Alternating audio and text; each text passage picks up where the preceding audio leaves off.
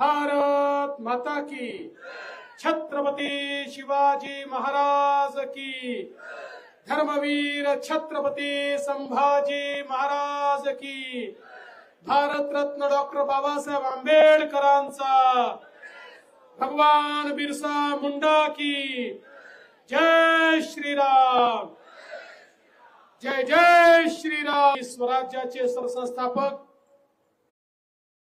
यांना मानवंदना अर्पित करतो आणि राज्याचे बांधकाम मंत्री सन्माननीय रवींद्र चव्हाणजी, आपले लोकप्रिय खासदार डॉक्टर राजेंद्र गावितजी, ज्यांना आपण या ठिकाणी उमेदवारी दिली आहे, ते आपले लाडके उमेदवार डॉक्टर हेमंत सवराजी, मंचावर उपस्थित सन्माननीय आमदार श्रीनिवास वनगाजी, रमेश दादा पाटील जी, संदीप धुर्वेजी, अशोक उईकेजी, जिल्हाध्यक्ष भरत सिंह राजपूत जी, आनंद भाई शहा, सन्माननीय विश्वनाथ पाटील जी, कुंदन संखे जी, समीर मोरे जी, सुरेश जाधव जी, आमचे मासेमारी करणारे जे लोक आहेत त्यांचा कधी विचार कुठल्या पंतप्रधानांनी केला नव्हता।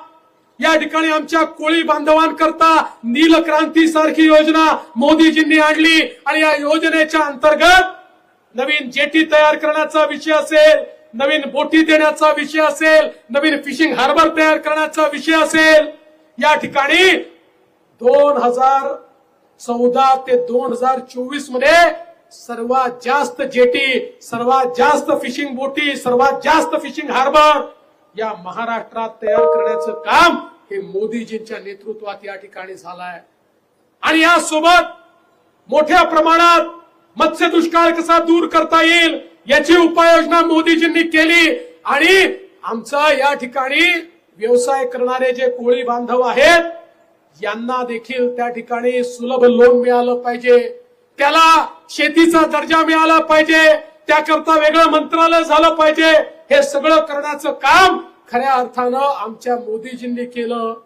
आज अनेक लोक येतात आणि खोटं बोलतात, कोणी म्हणतं या ठिकाणी मासेमारी करणाऱ्यांचे गावच उठवणार आहे, कोणी म्हणतं मासेमारीवर बंदीच येणार आहे। अरे जोपर्यंत नरेंद्र मोदी जे आहेत आमचे पारंपरिक मासेमारी करणारे कोळी बांधव असतील, इतर बांधव असतील, इनका बाल भी कोई बाका नहीं कर सकता। त्यांचा व्यवसाय वाढवण्याचं काम आणि एवढंच नाही तर त्या ठिकाणी त्यांना खऱ्या अर्थानं मालकी देण्याचं काम, त्यांना पट्टे देण्याचं काम, त्याच ठिकाणी त्यांना वसवण्याचं काम हे मोदीजींच्या माध्यमातून आज होत आहे। भविष्यातही कोणी त्यांना हलवू शकणार नाही अशा प्रकारचे त्यांचे कागदपत्र डॉक्युमेंट आज मोदीजींच्या माध्यमातून या ठिकाणी तयार होत आहेत। आणि म्हणून बंधू भगिनींनो, मोठ्या प्रमाणात समाजातल्या प्रत्येक घटकाला फायदा देण्याचं काम मोदीजींच्या माध्यमातून या ठिकाणी झालं।